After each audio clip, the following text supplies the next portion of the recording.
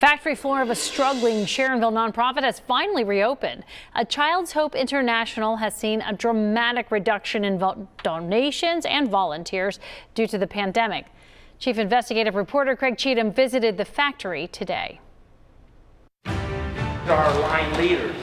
After being closed for more than 2 months, the Sharonville factory of the nonprofit A Child's Hope International is finally open again.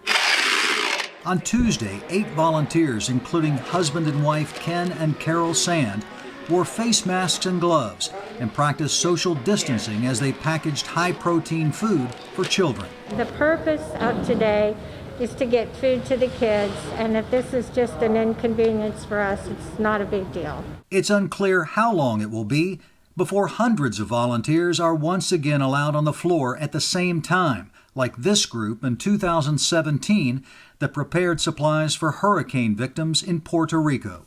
How has the pandemic impacted your organization? It's nearly killed us. We first interviewed Larry Bergeron, the nonprofit's founder and executive director, 3 weeks ago. We're going to find every possible way to keep going. Like many nonprofits, Bergeron says A Child's Hope International has experienced a huge loss in donations at a time when demand for their services has increased.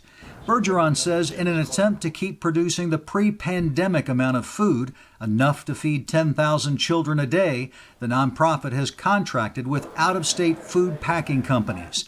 Bill Perry, the nonprofit's director of operations, says that will increase costs 25 to 30%. Our mission is to feed the children. Why? Because the children are waiting.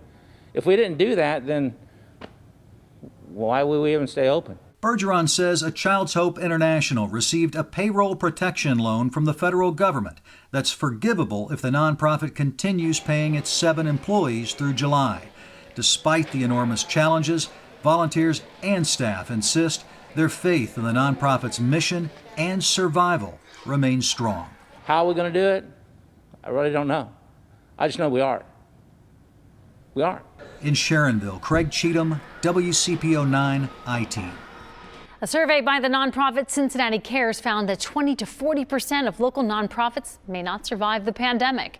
WCPO 9 News reporters Dan Monk and Lucy May examine the impact that is having on the Cincinnati area. Read their story on WCPO.com.